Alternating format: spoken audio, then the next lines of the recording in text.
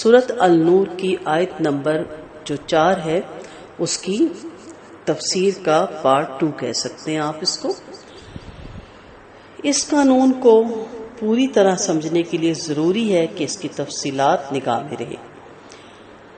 والذین یرمون، پہلا لفظ ہے وہ یرمون، وہ لوگ جو الزام لگاتے ہیں، استعمال ہوا ہے جس کے معنی ہے وہ لوگ جو الزام لگائیں، لیکن سیاق و سباق یہ بتاتا ہے یہاں الزام سے مراد ہر قسم کا الزام نہیں ہے بلکہ مخصوص طور پر زنا کا الزام ہے۔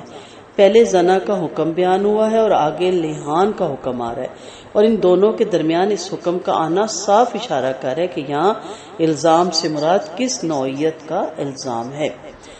پھر کہا گیا المحسناتی، یعنی پاک دام عورتوں پر۔ اس سے بھی یہ اشارہ نکلتا ہے کہ مراد وہ الزام ہے جو پاک دامنی کے خلاف ہو۔ اس پر مزید یہ کہ الزام لگانے والے سے اپنے الزام کے ثبوت میں 4 گواہ لانے کا مطالبہ کیا گیا جو پورے قانون اسلام میں صرف زنا کا نصاب شہادت ہے۔ ان قرائن کی بنا پر تمام امت علماء کا اجماع ہے کہ اس آیت میں صرف اور صرف زنا کا حکم بیان ہوا ہے، جس کے لیے علماء نے قذف کی اصطلاح مقرر کی تاکہ دوسری تہمت تراشیاں، مثلا کسی کو چور، شرابی یا سود خور یا کافر کہہ دینا، اس کی حکم کی زرد میں نہ آئے۔ قذف کے سوا دوسری تہمتوں کی سزا قاضی خود تجویز کر سکتا ہے یا مملکت کی مجلس شورا حسب ضرورت ان کے لیے اس کی ازالے کی حیثیت کے لیے کوئی بھی قانون بنا سکتی ہے۔ آیت میں اگرچہ الفاظ یرمون المحسنات پاک دامن عورتوں پر الزام لگانا استعمال ہوا ہے، لیکن فقہاء اس بات پر متفق ہیں کہ حکم صرف عورتوں ہی پر الزام لگانے تک محدود نہیں بلکہ پاک دامن مردوں پہ بھی الزام لگانے کا یہی حکم ہے۔ اسی طرح اگرچہ الزام لگانے والوں کے لیے الذین یرمون مذکر کا صیغہ استعمال کیا گیا، لیکن یہ صرف مردوں ہی کے لیے خاص نہیں بلکہ عورتیں بھی اگر جرم قذف کی مرتکب ہوں تو وہ اسی حکم کی سزاوار ہوں گی، کیونکہ جرم کی شناخت میں قذف یا مقذوف کے مرد یا عورت ہونے سے کوئی فرق نہیں ہوتا۔ لہذا قانون کی شکل یہ ہوگی کہ جو مرد یا عورت بھی کسی پاک دامن مرد یا عورت پر زنا کا الزام لگائے تو اس کا یہ حکم ہے، اس کے لیے یہ حکم ہے۔ واضح ہے کہ یہاں محسن اور محسنہ سے مراد شادی شدہ مرد عورت نہیں بلکہ پاک دامن مرد اور عورت ہیں، یعنی اس میں بڑا دونوں میں فرق آتا ہے۔ پھر یہ بھی یاد رکھیں کہ یہ صرف حکم اس صورت میں نافذ ہوگا جب الزام لگانے والے نے محسنین یا محسنات پر الزام لگایا ہو۔ کسی غیر محسن پر الزام لگانے کی صورت میں اس کا اطلاق نہیں ہو سکتا۔ غیر محسن اگر بدکاری میں معروف ہو تب تو اس پر الزام لگانے کا سوال ہی نہیں پیدا ہوتا، لیکن اگر وہ ایسا نہ ہو تو اس کے خلاف بلا ثبوت الزام لگانے والے کے لیے قاضی خود سزا تجویز کر سکتا ہے۔ ایسی صورتوں کے لیے مجلس شورا حسب ضرورت قانون بنا سکتی ہے۔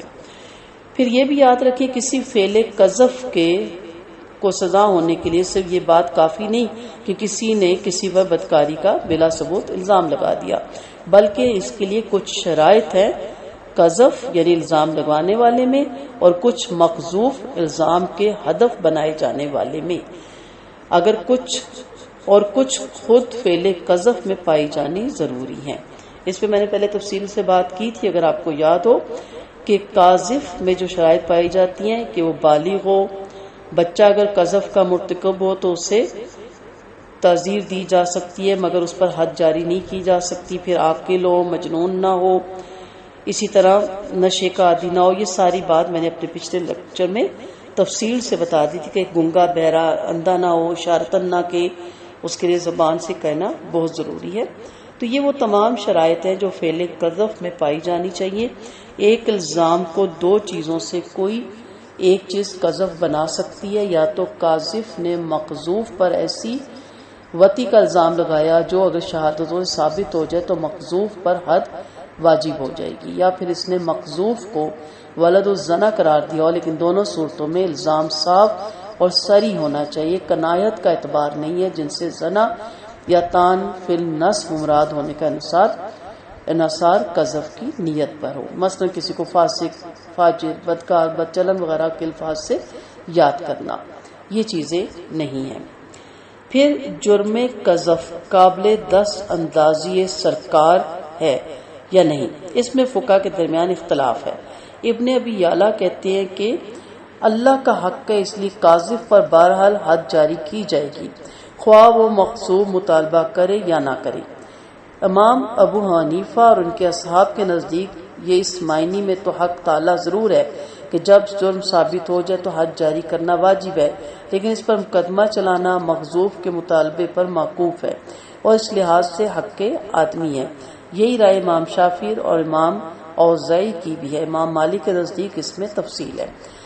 اگر حاکم کے سامنے قذف کا ارتکاب کیا جائے تو یہ جرم قابل دست اندازی سرکار ہے اور نہ اس پر کارروائی کرنا مقذوف کے مطالبے پہ منحصر ہے۔ پھر جرم قذف قابل راضی نامہ نہیں ہے، ٹھیک ہے، مقذوف عدالت میں دعویٰ لے کر نہ آئے تو یہ دوسری بات ہے، لیکن عدالت میں معاملہ آ جانے کے بعد قاذف کو مجبور کیا جائے گا کہ وہ اپنا الزام ثابت کرے اور ثابت نہ ہونے کی صورت پہ اس پہ حد جاری کی جائے۔ عدالت اس کو معاف کروا سکتی ہے اور نہ خود مقذوف نہ کسی مالی تاوان پر معاملہ ختم ہو سکتا ہے، نہ توبہ کر کے یا معافی مانگ کر وہ سزا سے بچ سکتا ہے۔ نبی کریم صلی اللہ علیہ وسلم کا ارشاد پہلے گزر چکا، حدود کو آپس ہی میں معاف کر دو مگر جس حد کا معاملہ میرے پاس پہنچ گیا پھر وہ واجب ہو جائے گی۔ اس سے ثابت ہوتا ہے کہ ایک شخص نے قذف کا ارتکاب کیا، جو چیز اسے حد سے بچا سکتی ہے وہ صرف یہ ہے کہ وہ 4 گواہ ایسے لائے جو عدالت میں یہ شہادت دے کہ انہوں نے مقذوف کو فلاں مرد یا عورت کے ساتھ بالفعل زنا کرتے ہوئے دیکھا ہے، ورنہ ادروائز اب وہ 80 کوڑوں سے نہیں بچ سکتا۔ ہو سکتا ہے وہ سچا ہی ہو، لیکن اس کے لیے پھر اب ضروری ہے کہ اس کے پاس 4 گواہ ہوں۔ واللہ عالم۔ اس کی تفسیر سورۃ نور کی علماء نے کتابیں اس پہ لکھی ہیں۔ میں اپنی ہمت کے مطابق، استطاعت کے مطابق کوشش کر رہی ہوں کہ مختصر سی باتیں، علمی باتیں آپ میری بہنوں کے بھی نوٹس میں ہوں۔ وآخر دعوانا ان الحمد للہ رب العالمین۔ سبحانک اللہم و بحمدک، نشہد ان لا الہ الا انت، نستغفرک و نتوب الیک۔ السلام علیکم ورحمۃ اللہ وبرکاتہ۔